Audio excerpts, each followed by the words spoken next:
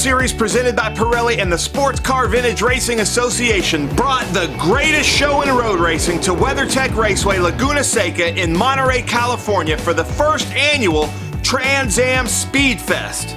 The Trans Am Series raced at Laguna Seca 50 years ago in 1969, and now we are back in full force with the Trans Am Series presented by Pirelli at the Trans Am SpeedFest with a celebration of over 50 years of cars that raced in Trans Am, America's longest running road racing series. Historic Trans Am was here with huge fields of the actual cars that raced in the series set up just as they were from 1966 to 1972.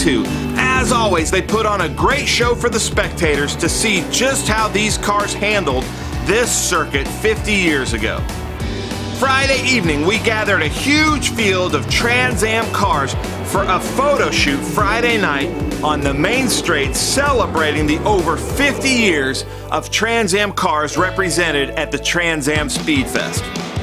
Saturday was the TA, SGT, and GT feature race. We had a fan walk where all the fans got to meet the drivers and get autographs. Lawrence Loshak, who is leading the points in TA in a Chevy Camaro, qualified P2 to 21-year-old and 5-time Trans Am champion Ernie Francis Jr. qualifying P1 in his Ford Mustang.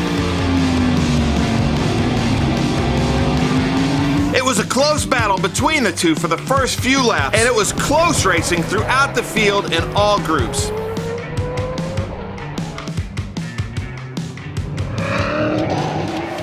In SVRA, we had hundreds of beautiful cars fighting to qualify their best times to get up front for the start of the Sunday feature races.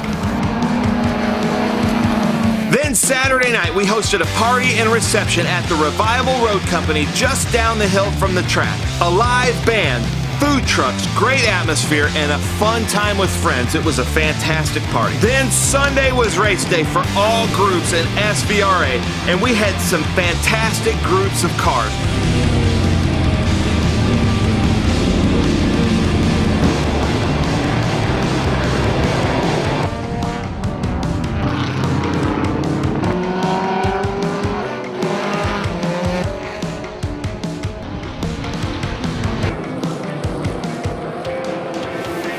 Then I think everyone would agree the best race of the weekend was the TA2 race with a huge field of cars from the big three, Chevy, Ford, and Dodge, just like it was here 50 years ago. The story of the race was from local racer Thomas Merrill, who was fast in qualifying, but due to a mechanical, he had to start at the back. Mark Miller started P1, and as soon as the green flag dropped, Thomas Merrill started putting on a clinic of overtaking and passed 11 or 12 cars in the first lap. Thomas got some luck early on in the race with a few full course cautions, and in under 10 laps found himself in 4th place.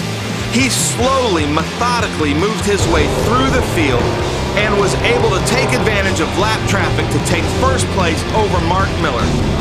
Dylan McIvern and Mark Miller had to chase Thomas the rest of the race, and it was very exciting to watch. But the Trans Am SpeedFest is not just about the racing.